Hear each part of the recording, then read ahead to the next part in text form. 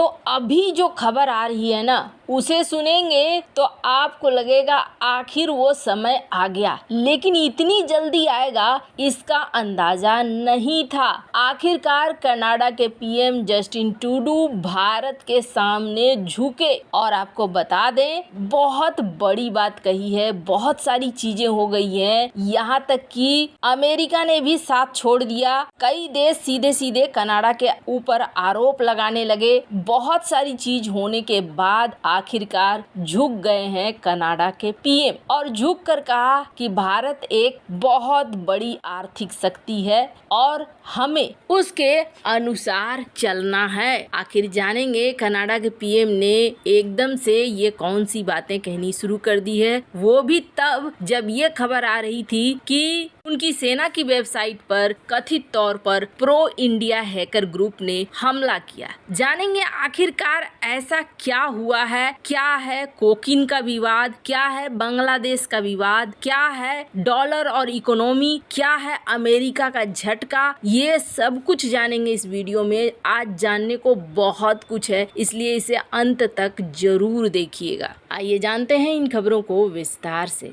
ये जो कनाडा के पीएम ने शुरुआती दौर में किया ना, जैसे छोटे बच्चे होते हैं ना, आपने उनकी बात नहीं मानी तो उन्होंने जाकर एक बड़ा सा बम फोड़ दिया, ऐसा ही किया। अच्छा ठहर, मैं तुम्हें बताऊंगा, मैं तुम्हें दिखा कर रहूंगा। ये वाला सीन जस्टिन ट्रूडो ने क्रिएट किया अपनी संसद में, लेकिन बुरी तरीके से फंस गए कनाडा के पीएम अपने ही किए गए पर। जिस जोश खरोश के साथ इन्होंने भारत के ऊपर इल्जाम लगाया, उसके बाद के घटनाक्रम देखिए। दुनिया के कई ऐसे देश थे जो बैठे हुए थे इस आस में कि इस मामले में बड़ा कुछ होगा, लेकिन मैंने शुरू से कहा था इस मामले में कुछ नहीं होगा और अमेरिका हमारा साथ छोड़कर किसी के साथ नहीं जाएगा। इसलिए नहीं कि हम उसके बहुत प्यारे वाले मित्र हैं, बल्कि इसलिए कि इस वक्त हम लोग उसके लिए बेहद जरूरी है। पर जो कनाडा के पीएम ने किया, उसके बाद बवाल क्या खड़ा हुआ, ये बवाल उनके ऊपर उल्टा पड़ना शुरू हो गया। एक के बाद एक चीजें निकलकर सामने आने लगी। हमने देखा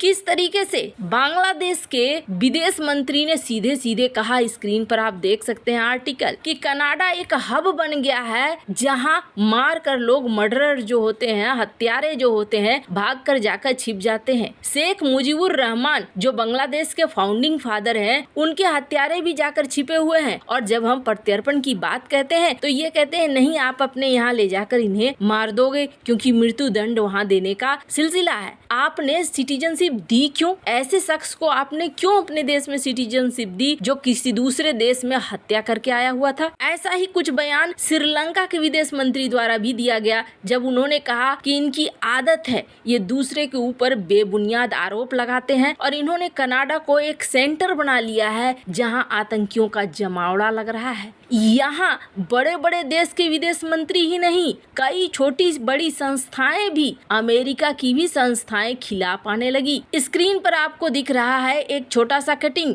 the chair of government affairs of the American association of physician of Indian origin, doctor Sampat Shivangi, इन्होंने अमेरिकी प्रेसिडेंट से और अमेरिका के कांग्रेस से कहा कि आप कनाडा के मामले में घुसिए और भारतीयों की रक्षा कीजिए, हिंदुओं की रक्षा कीजिए, क्योंकि देखिए पन्नू सीधे सीधे धमकी दे रहा है। इसका क्या मतलब है? वहीं FIIDS इन्होंने कहा कि कनाडा के prime minister Justin Trudeau freedom of expression और फ्रीडम फॉर टेरर, इन दोनों को जोड़ रहे हैं, यानी आतंकवाद की स्वतंत्रता दे रहे हैं। आपको उन्हें रोकना चाहिए। हिंदू यूनिवर्सिटी ऑफ अमेरिका, इन्होंने अमेरिकन प्रेसिडेंट को लिखा कि खालिस्तानी टेररिस्ट बार बार हिंदू कैनेडियन के ऊपर हमला कर रहे हैं और इस तरीके की बातें कह रहे हैं, ये गलत है, ऐसा होना नहीं चाहिए, आप इस मामले में घुसो। ये सारी चीजें टेलीग्राफ की हैं, जिसमें दिख रहा है कि इंडियन अमेरिकन खुलकर बोलना शुरू कर गए।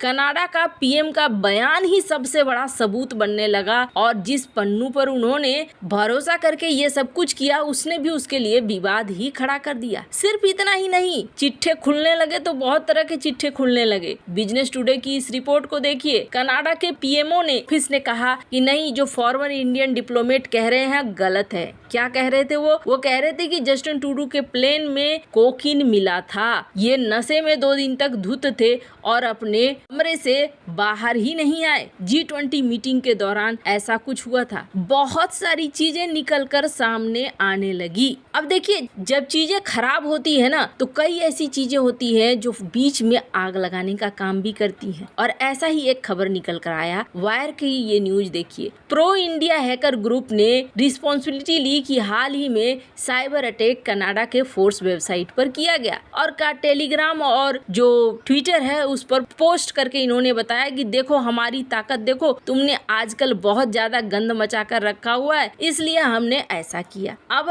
किसी को अगर किसी की वेबसाइट को हैक करना होगा, अगर भारतीय संस्था में ऐसा कुछ होगा भी, तो वो इस तरीके से ढिंढोरा नहीं पीटेंगे। ये वो संस्थाएं हैं जो चाहती हैं कि ये मामला और टेंशन बढ़े। पर नुकसान किसका हो रहा था? कनाडा का हो रहा था। कनाडा की अर्थव्यवस्था नुकसान हो रहा था। आप देख सकते हैं स्क्रीन पर एक रिपोर्ट। भारत की स्टील कंपनी ने यहाँ पर एग्रीमेंट करने से मना कर दिया। राइटर की रिपोर्ट थी। इसके अलावे भारत जो कनाडा की इकोनॉमी में 68,000 करोड़ रुपए हर साल देता है, जो कि करीब 8 बिलियन के आसपास होता है, वो भी अब रुकना दिखने लगा। कुल मिलाकर ये सारा कुछ भारी पड़ने लगा। और आपको बता दें, आखिरकार कनाडा के पीएम जस्टिन ट्रूडो ने, स्क्रीन पर आप देख सकते हैं आर्टिकल वियोन की ये रिपोर्ट, ये कहा कि हम भारत के साथ मजबूती से रिश्ता बनाना चाहते हैं। हम जानते हैं कि भारत एक आर्थिक महाशक्ति है। भारत कनाडा के बीच जारी विवाद में भारत ने जैसे को तैसा नीति के तहत कनाडा को उसी की भाषा में जवाब दिया। दुनिया भर में अपने बयान की वजह से थू थू करवा चुके ट्रूडो के सुर बदलते हुए दिखाई दिए। इस ताजा बयान में कनाडा के प्रधानमंत्री जस्टिन ट्रूडो ने कहा कि खालिस्तानी आतंकी हरदीप सिंह निज्जर की हत्या में भारत सरकार की संलिप्तता के विश्वसनीय आरोपों के बावजूद कनाडा अभी भी भारत के साथ घनिष्ठ संबंध बनाना चाहता है।